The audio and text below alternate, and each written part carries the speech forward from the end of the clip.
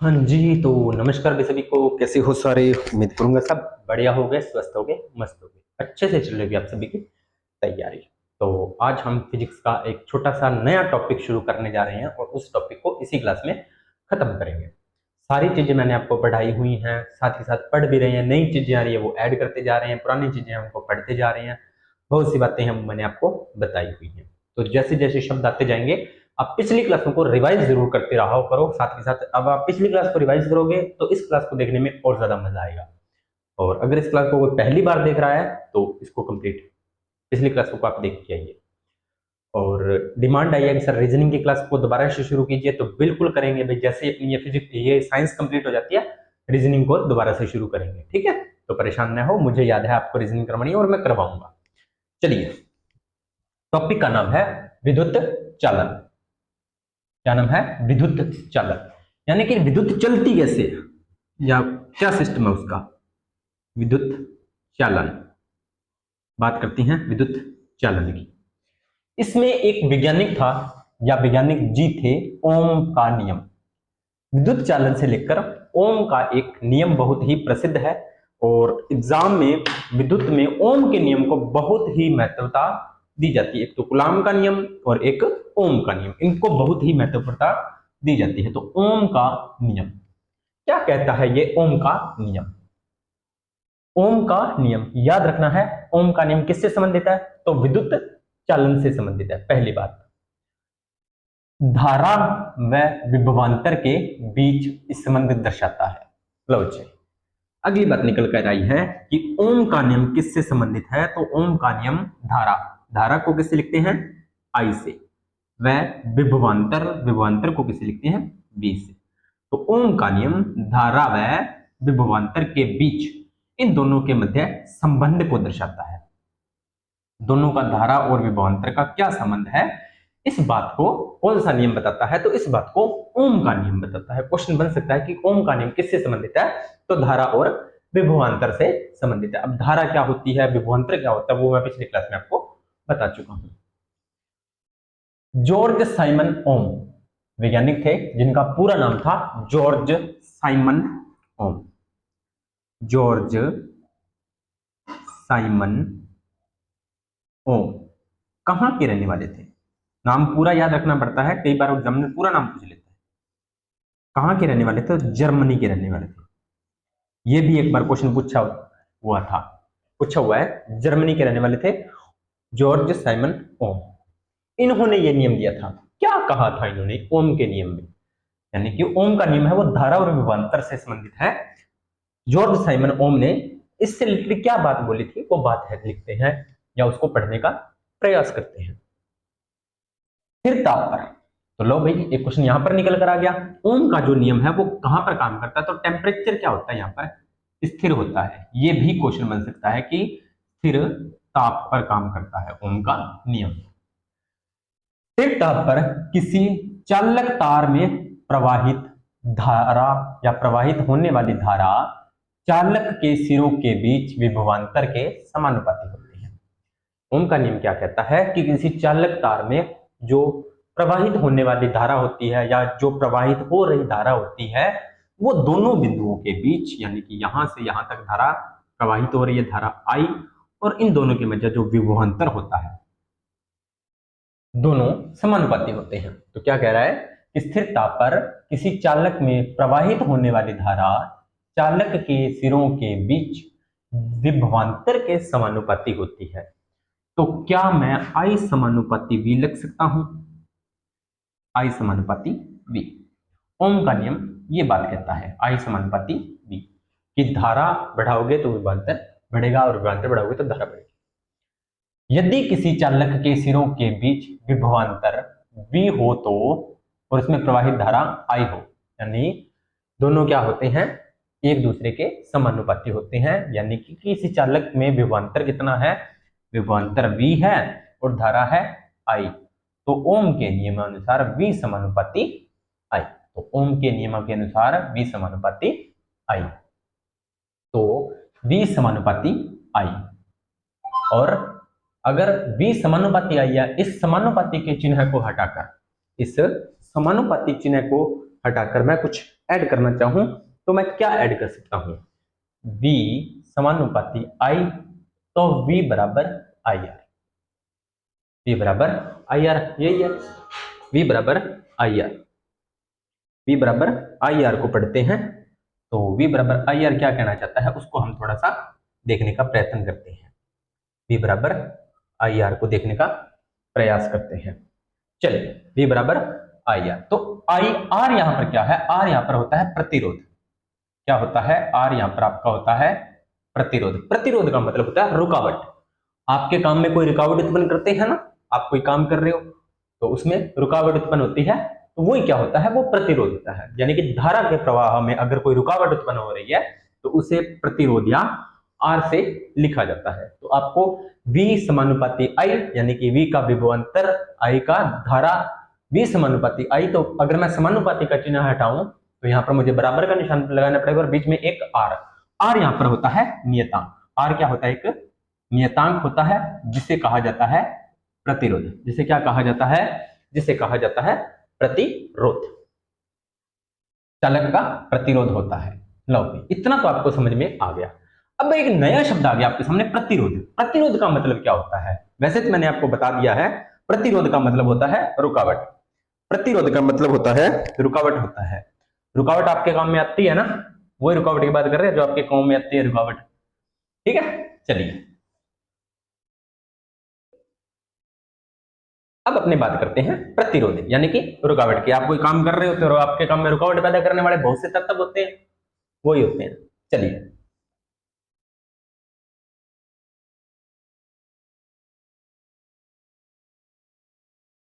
प्रतिरोध। प्रतिरोध का मतलब है, प्रतिरोध यह प्रवाहित धारा का विरोध करती है।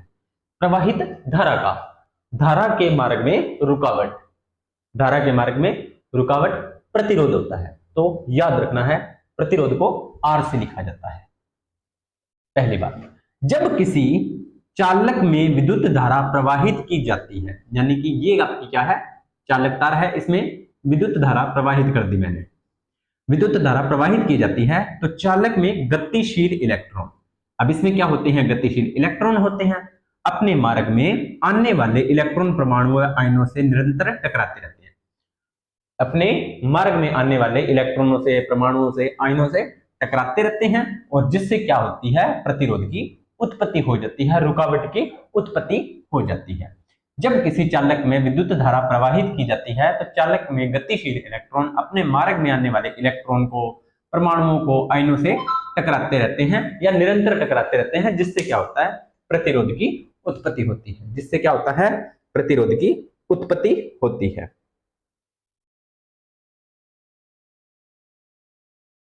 चलिए आगे बात करते हैं।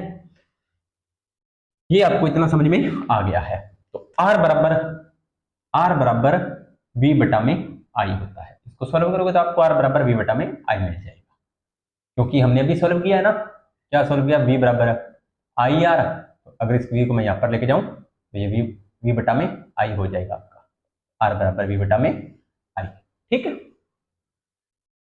यहां से क्वेश्चन क्या बनेगा? प्रतिरोध का मात्रक क्या होता है? तो प्रतिरोध का मात्रक, ये क्वेश्चन बनता है। प्रतिरोध का मात्रक अगर पूछे तो प्रतिरोध का मात्रक होता है ओम। क्या होता है? ओम।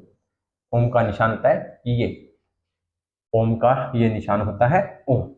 तो प्रतिरोध का मात्रक ओम। प्रतिरोध तक आपको डाटा क्लियर करवा दिया है मैंने। ठीक है, प्रतिरोध तक का भी डाटा मैंने आपको क्लियर करवा दिया है।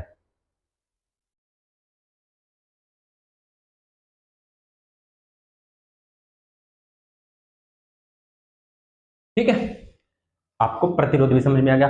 सबसे पहले अपने बात की थी विद्युत, किसकी बात की थी? ओम के नियम की। ओम का नियम क्या कहता है? वी समानुपाती आई, और वी बराबर आई आर, आर बराबर वी बटा में आई। चालक का प्रतिरोध है वो किस किस बातों पर निर्भर करता है? क्योंकि चालक का प्रतिरोध है, कुछ ना कुछ बातों पर तो निर्भर करेगा। तो उसकी निर्भरता भी देख लेते हैं कि किस किस बातों पर ये निर्भर करता है। चलिए इसको भी थोड़ा सा समझते हैं। किसी चालक का प्रतिरोध उसके पदार्थ की प्रकृति पर निर्भर करता है। कि उसकी पदार्थ की प्रकृति कैसी है, चालक की प्रकृति कैसी है।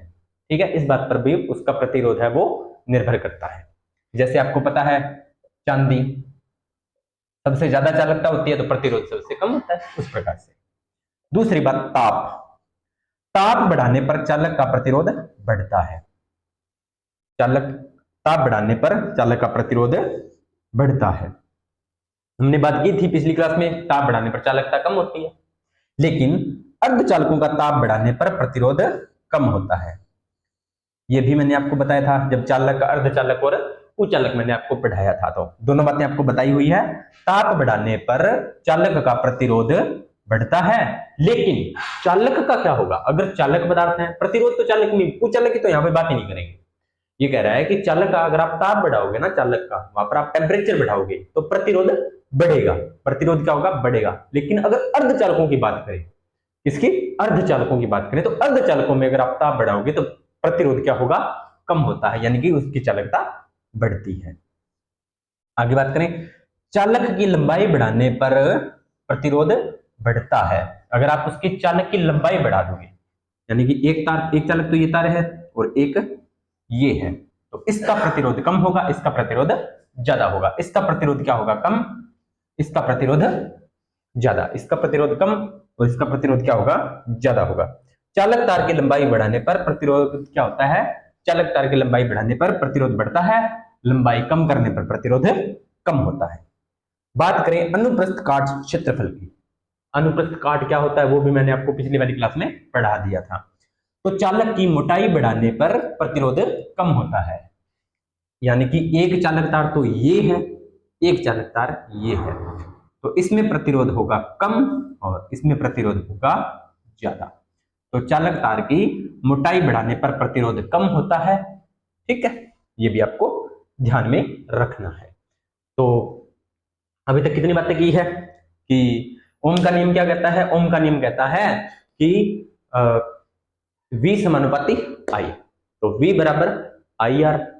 R यहां पर क्या है, प्रतिरोध। प्रतिरोध क्या होता है, धारा की मात्रा में, धारा के मार्ग में रुकावट।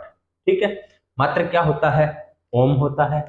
ठीक है, और इसके बाद में आगे क्या पढ़ा था, इसको प्रभावित करने वाले कारक, किसको, प्रतिरोध को प्रभावित करने वाले कारक।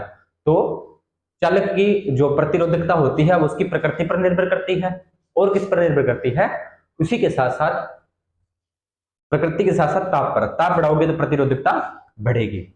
अर्धचालकों की ताप बढ़ाने पर प्रतिरोधकता कम होती है, लंबाई बढ़ाने पर प्रतिरोधकता बढ़ती है, क्षेत्रफल मोटाई बढ़ाने पर प्रतिरोधकता कम, और अगर मोटाई कम कर दोगे तो प्रतिरोधकता ज्यादा। ये इतनी बातें हमने पढ़ ली है। प्रतिरोध का हमने छोटा छोटा कंसेप्ट पढ़ लिया है, एक या दो क्वेश्चन आपको यहां से मिल सकते हैं। आगे बात करें, चलिए आगे बात करते हैं। अगला है ओमीय प्रतिरोध। ओमीय प्रतिरोध कौन से होते हैं, तो ओमीय प्रतिरोध वे चालक जो ओमीय नियम की पालना करते हैं। अब देखो, चालक, यहां पर कुचालक की तो बात ही नहीं करेंगे, कुचालक का तो मैटर ही नहीं है यहां पे।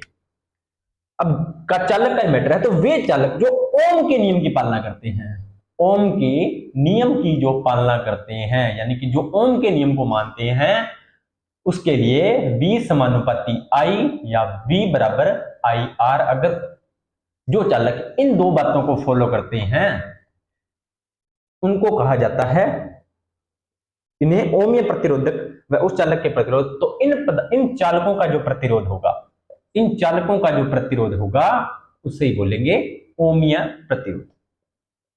सीधी सी बात है, कुछ भी कंफ्यूज होने वाली बात नहीं है। जो ओम के नियम का पालन करते हैं वो ओमीय प्रतिरोध होते हैं। फॉर एग्जाम्पल है आपका मैग्नीज का तार, इसका मैग्नीज Mn, मैग्नीज का तार, तांबे का तार, कॉपर तांबे का तार, एल्यूमिनियम का तार, ये इन तीनों के जो तार बने होते हैं, आपको पता है ये तीनों के तीनों चालक होते हैं, धातु होते हैं।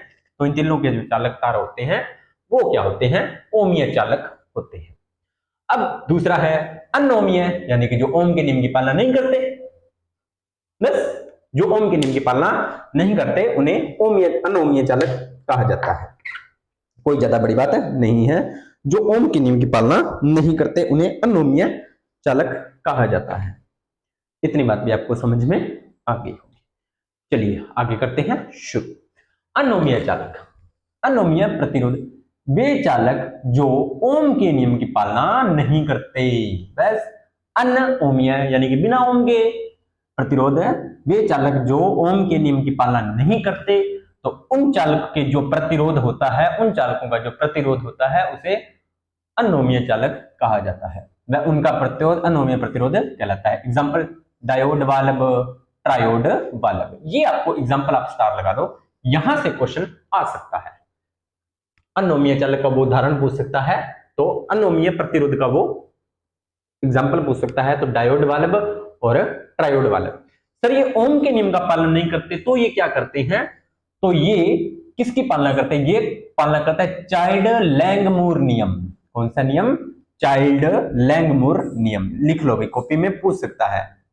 चाइल्ड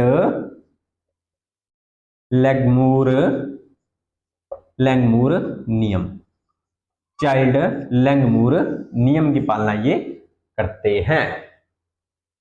ठीक है, तो ये होगा आपका ओमीय और अनोमीय प्रतिरोध। अब बात करते हैं विशिष्ट प्रतिरोध की। इसकी विशिष्ट प्रतिरोध क्या होता है उसकी थोड़ी सी चर्चा कर लेते हैं, ज्यादा बातें नहीं करेंगे।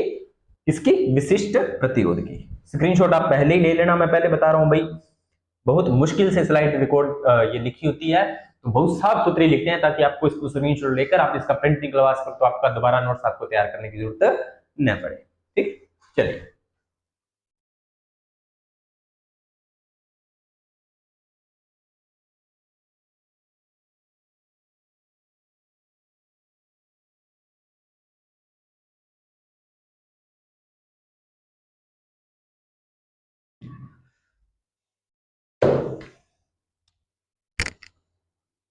अगला है विशिष्ट प्रतिरोध। किसी चालक का प्रतिरोध उसकी लंबाई के समानुपाती होता है। पीछे देख के आए हैं, लंबाई बढ़ाने पर, अभी पिछली बात हमने जब निर्भरता पढ़ी थी, जब हमने प्रतिरोधों की निर्भरता पढ़ी थी, तो वहां पर हमने एक बात पढ़ी थी कि लंबाई बढ़ाओगे तो प्रतिरोध बढ़ेगा। बिल्कुल, तो क्या मैं इस बात को R समानुपाती L लिख सकता हूं? हाँ जी सर, बिल्कुल लिख सकते हैं। क्षेत्रफल के व्युत्क्रमानुपाती होता है, यानी कि अगर मैं क्षेत्रफल बढ़ाऊंगा, अगर मैं A बढ़ाऊंगा तो प्रतिरोध क्या होगा? कम होगा। हाँ जी सर, ये भी आपने करवाया था। क्षेत्रफल क्या होगा? अगर मैं क्षेत्रफल बढ़ाऊंगा तो प्रतिरोध कम होगा। यही तो इसने कहा है। विशिष्ट प्रतिरोध क्या है कि यदि किसी चालक का प्रतिरोध उसकी लंबाई के समानुपाती होता है और क्षेत्रफल के व्युत्क्रमानुपाती होता है, तो क्या मैं इन दोनों समीकरणों को मिक्स करके R समानुपाती L बटा में R लिख सकता हूं? R होती है तार की लंबाई और A होता है क्षेत्रफल। L बराबर क्या है? लंबाई किसकी? चालक तार की, और A क्या है? उसका क्षेत्रफल है। दोनों बातें हम पिछली अभी थोड़ी देर पहले बढ़ के आए हैं, है ना? लंबाई बढ़ाने पर प्रतिरोध बढ़ेगा, क्षेत्रफल बढ़ाने पर प्रतिरोध कम होगा। तो इन दोनों को मैं संयुक्त रूप से लिखना चाहूंगा तो R समानुपाती L अपॉन में A लिख सकता हूं, और अगर मैं इस समानुपाती के निशान को हटाऊं तो R बराबर P अपॉन में P L A ये लिख सकता हूं। हाँ जी सर, बिल्कुल लिख सकते हो, यही मैंने लिख दिया। तो यहां पर ये P क्या है? ये P है आपका विशिष्ट प्रतिरोध, विशिष्ट प्रतिरोध। ठीक है, यही तो है R समानुपाती L बटा में A, या R बराबर P L। P यहां पर है आपका एक नियतांक, ये एक नियतांक होता है, क्योंकि समानुपाती का चिन्ह हटाने पर हमें कोई ना कोई नियतांक जरूर लगाना पड़ता है। मात्रक बनाओ इसका, आप खुद मात्रक बनाओ, इसका मात्रक बनाओ पहले। इसका मात्रक क्या होना चाहिए? मात्रक बनाने का प्रयास करो। मात्रक देखो, मैं बनाता हूं इसका मात्रक, इसी को उठाता हूं।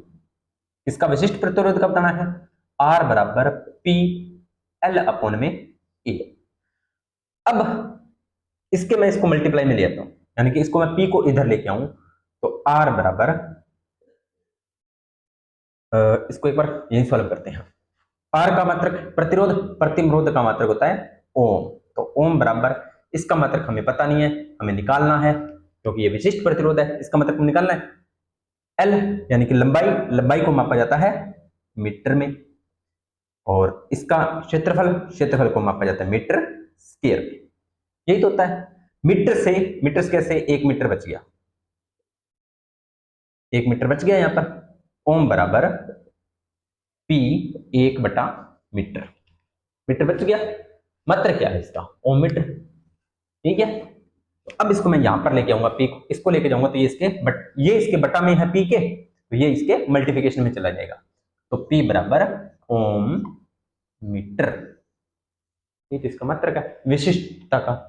सर ये मात्रक कैसे निकाल रहे हैं? क्योंकि आपको पता है आर का मात्रक ओम होता है, पी तो हमने निकालना ही है, एल का मात्रक मीटर, लंबाई का मात्रक मीटर होता है, क्षेत्रफल का मात्रक मीटर स्क्वायर। तो मीटर से मीटर कैंसिल आउट हो गया, 1 मीटर बच गया, यहाँ पे मीटर बचा तो इसके मल्टीप्लिकेशन में जाएगा तो ये इधर चला जाएगा। क्या यहाँ पर रट्टा मार लो इसका ओम मीटर स्क्वायर। लेकिन ये तो मोस्टली बताया नहीं जाता कि ये मात्रक मैंने बनाया कैसे है। इसकी मैंने एक क्लास पहले से अलग से ली हुई है कि आप मात्रक कैसे बनाते हो, बनाने सिखाई है मैंने आपको मात्रक। ठीक है, तो ये मेरे दिमाग में आ गया, मैंने सोचा बता दें बच्चों को।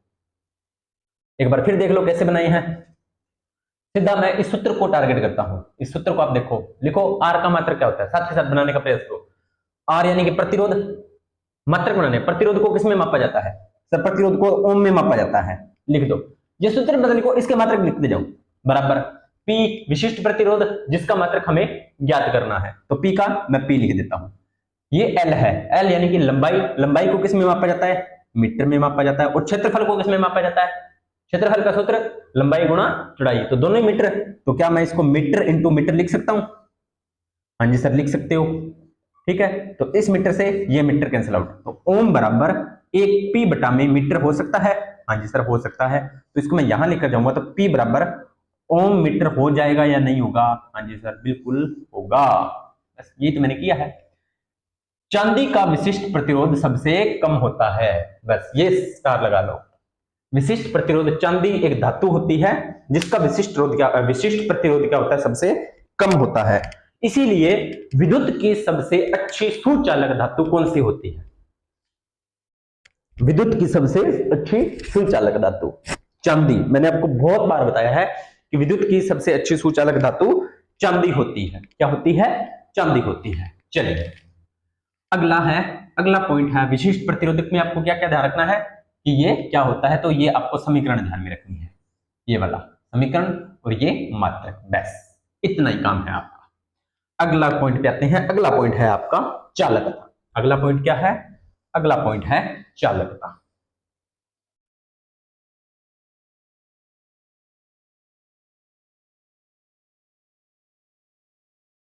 किसी चालक के प्रतिरोध की का व्युत्क्रम होती है, यानी कि चालक प्रतिरोध का व्युत्क्रम है। चालकता क्या है? प्रतिरोध का व्युत्क्रम। प्रतिरोध रुकावट होता है, चालकता उसको हटाने वाली होती है, तो ये प्रतिरोध का व्युत्क्रम यानी कि उल्टा। समझाने में? चालकता यानी कि चांदी की चालकता सबसे ज्यादा है तो प्रतिरोध सबसे कम, वही हम पढ़ के आए हैं। तो क्या चालकता को किससे लिखते हैं? इसे सी से डोनेट करते हैं, यानी कि सी बराबर 1/r। ठीक है, इसका मात्रक क्या होता है? बना दो इसका मात्रक भी। प्रतिरोध का मात्रक क्या होता है? ओम होता है। प्रतिरोध का मात्रक क्या होता है? ओम होता है। यही तो होता है। हाँ जी सर ठीक है। और चालकता का हो गया ओम इनवर्स, ओम इनवर्स यानी कि इसका उल्टा है। तो चालकता का मात्रक हो गया ओम इनवर्स, और इसको डायरेक्ट आप ओम इनवर्स भी लिख सकते हो। और इंपॉर्टेंट, जो इंपॉर्टेंट है, इसका मात्रक होता है महो। प्रतिरोध का मात्रक होता है ओम और चालकता का मात्रक होता है महो। याद रखना है, एग्जाम में पूछ सकता है, और वेरी वेरी इंपॉर्टेंट, पूरा फैक्चुअल क्वेश्चन है ये, पूछ सकता है। चालकता का मात्रक महो। अगला है, अब जैसे विशिष्ट प्रतिरोध पड़ा है तो वैसे ही विशिष्ट चालकता। तो विशिष्ट चालकता क्या होती है? चालक के विशिष्ट प्रतिरोध का व्युत्क्रम। विशिष्ट प्रतिरोध का व्युत्क्रम हो जाएगा। विशिष्ट प्रतिरोध को लिखा है P से, है ना? तो विशिष्ट चालकता को लिखते हैं सिग्मा से, छोटा न, सिग्मा बोलते हैं इसे। तो सिग्मा बराबर 1/P। इसका मात्रक बना दो, क्या बनेगा, उसका उल्टा है, उल्टा है तो ओम इनवर्स मीटर इनवर्स या महो इनवर्स, महो इनवर्स नहीं है, महो मीटर इनवर्स, ये दोनों मात्रक ध्यान में, विशिष्ट चालकता की, इसे सीमेन मीटर इनवर्स भी बोला जाता है। लो भाई, विशिष्ट चालकता भी आपको समझ में आ गई। चालकता और प्रतिरोध, अगर चालकता पूछे तो प्रतिरोध का व्युत्क्रम, विशिष्ट चालकता पूछे तो विशिष्ट प्रतिरोध का व्युत्क्रम। अब इनका थोड़ा सा संयोजन है वो देख लेते हैं, उसके बाद में ज्यादा चीजें नहीं है, आपको संयोजन थोड़े से देखने हैं, अपने थोड़ा सा संयोजन देख लेते हैं इनका, कि प्रतिरोधों को कितने संयोजन में जोड़ा जाता है, वो आपको थोड़ा सा देखने हैं, ज्यादा लंबी चौड़ी बातें नहीं है, और क्यों जोड़ा जाता है, किस लिए जोड़ा जाता है, वो भी आपको थोड़ा सा ध्यान में रखना है, वो भी आपको थोड़ा सा ध्यान में रखना है। चलिए, प्रतिरोधों का संयोजन। अब आपको एक चीज बताता हूं, प्रतिरोध जब बनाते हैं तो ये मान लीजिए तार बना दी, तो जब प्रतिरोध बनाएंगे तो मतलब रुकावट, और रुकावट को डायग्राम में एस से बनाते हैं, ठीक है, ये आपको ध्यान में रखना है, रुकावट को एस से बनाते हैं। प्रतिरोध का जब आप परिपथ बनाते हो तो वहां पर इसको एस से बनाते हैं। तो परिपथ में दिष्ट धारा प्राप्त करने के लिए यह एक से अधिक प्रतिरोधों का व्यवहार किया जाता है, यानी कि एक से अधिक प्रतिरोधों का व्यवहार देखा जाता है। यदि संयुक्त प्रतिरोधों को एक ही प्रतिरोध द्वारा इस प्रकार प्रतिस्थापित किया जाए कि परिपथ के धारा में कोई परिवर्तन न हो तो इसको एकल को क्या बोलते हैं, समतुल्य प्रतिरोध बोलते हैं। सीधी सी बात है कि जो प्रतिरोध होता है दिष्ट धारा को प्राप्त करने के लिए प्रतिरोधों का क्या किया जाता है, व्यवहार देखा जाता है कि वो कैसे व्यवहार करते हैं, ठीक है। इस प्रकार को इनको प्रतिरोधों को इस प्रकार से एक्सचेंज किया जाता है कि जो चाहे आप बहुत सारे प्रतिरोध लगा लो, चाहे आप एक परिपथ को ऐड कर दो, दोनों क्या होंगे, दोनों का मान होगा वो सेम होगा, यानी कि धारा के परिपथ में धारा के प्रवाह में कोई चेंज नहीं होगा, तो उस प्रकार का जो प्रतिरोध होगा वो कहलाएगा समतुल्य प्रतिरोध, यानी कि एक लगा लो चाहे 20 लगा लो, दोनों को जो मान होता है उनका वो सेम हो, तो उस प्रकार के कोई प्रतिरोधों को बोला जाता है समतुल्य प्रतिरोध। तो इनको दो प्रकार से संयोजित कर सकते हैं, एक तो होता है श्रेणी क्रम संयोजन और एक होता है समांतर क्रम। चलिए पहले मैं आपको श्रेणी क्रम का मतलब समझाता हूं, जैसे मान लीजिए ये प्लस माइनस, ठीक है, ये प्रतिरोध है, एक परिपथ बना रहा हूं, यहां पर मैंने बल्ब जला दिया, अब परिपथ को जोड़ना है मुझे,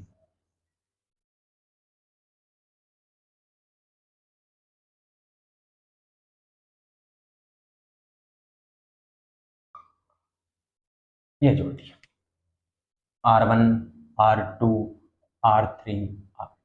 श्रेणी क्रम का मतलब होता है कि एक सीरीज में बैठे हैं, एक ही तार द्वारा जुड़े हैं, एक ही तार द्वारा एक सीरीज में जुड़े हैं, तो इस प्रकार का जो श्रेणी, इसको बोला जाता है श्रेणी क्रम परिपथ, श्रेणी क्रम संयोजन, श्रेणी क्रम संयोजन, श्रेणी क्रम संयोजन, श्रेणी क्रम संयोजन। तो प्रतिरोधों को इस प्रकार जोड़ा जाता है कि प्रतिरोधों में समान धारा प्रवाहित हो रही हो, यानी कि इसमें धारा है जो क्या होगी, अब समान रूप से प्रवाहित हो रही हो, विभिन्न प्रतिरोधों के बीच विभिन्न विभवांतर हो, यानी कि इनके प्रतिरोधों के बीच विभवांतर क्या हो, भिन्न भिन्न हो। अधिक प्रतिरोध प्राप्त करने के लिए श्रेणी क्रम के लिए क्या होता है, अधिक प्रतिरोध प्राप्त करने के लिए लगाया जाता है श्रेणी क्रम संयोजन, अधिक प्रतिरोध प्राप्त करने के लिए, बस इतना ही ध्यान रखना है, अधिक प्रतिरोध प्राप्त करने के लिए ये लगाया जाता है। तो अधिकतम प्रतिरोध प्राप्त करने के लिए प्रतिरोधों को श्रेणी क्रम में जोड़ा जाता है। तो total Req equal to R1 plus R2 plus R3, इस तरह से जितने आप जोड़ोगे वो सारे सारे ऐड करते जाओगे, तो ये हो गया आपका श्रेणी क्रम संयोजन, ठीक है। आगे बढ़ते हैं, अगला है अपना समांतर क्रम संयोजन। 10th क्लास में आपने पढ़ा भी होगा इसको, 10th क्लास में पढ़ा भी होगा, तो अगर आपको इस क्लास को देखने के बाद 10th क्लास की आप एक बार एनसीईआरटी जरूर पढ़ लेना, ठीक है, 10th क्लास की एनसीईआरटी और पढ़ देना, आपको और ज्यादा चीजें क्लियर हो जाएंगी। चलिए समांतर क्रम की थोड़ी सी बात कर लेते हैं। इसमें हर प्रतिरोध पर विभवांतर समान रहता है, इसमें क्या होता है, विभवांतर क्या रहता है, समान रहता है,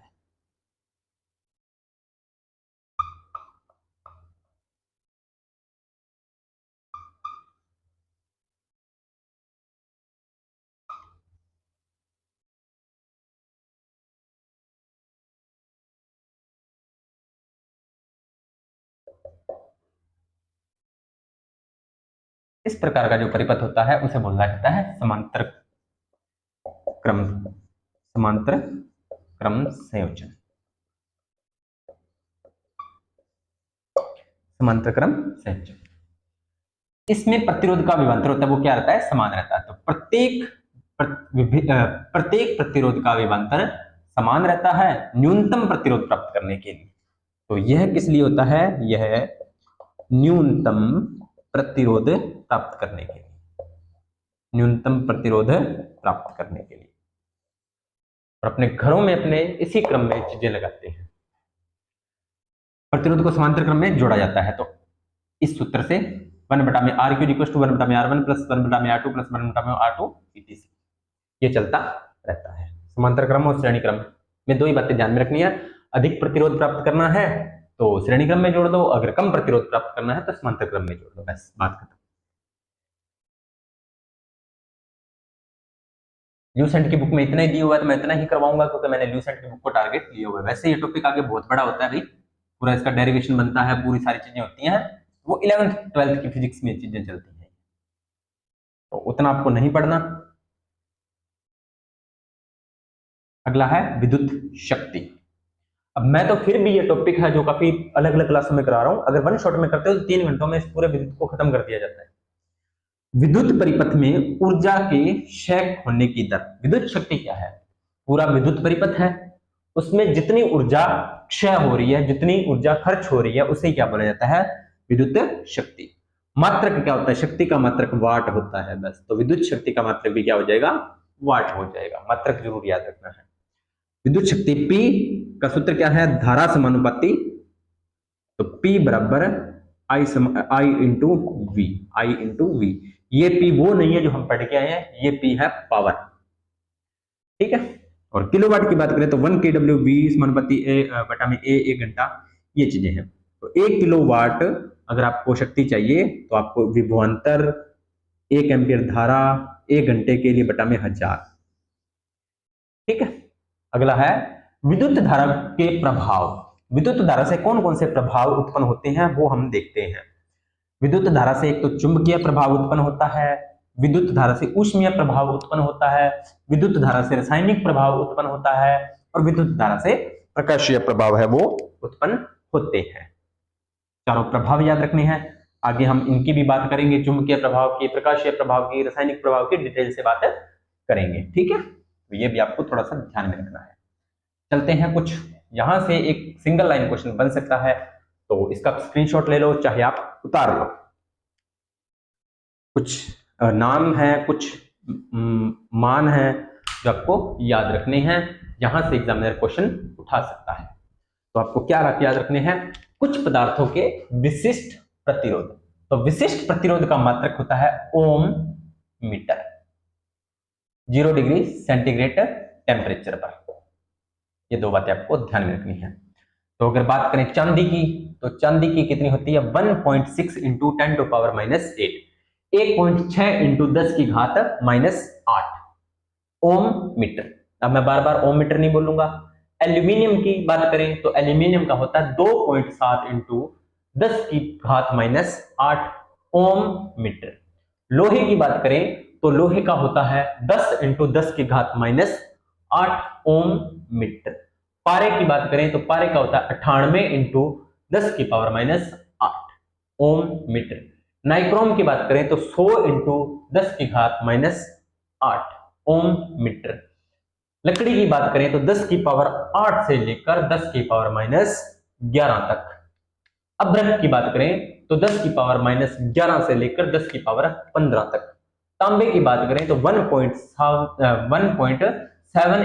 into 10 to power -8 ohm metre, यानी कि 1.7 इंटू 10 की घात -8 ओम मीटर।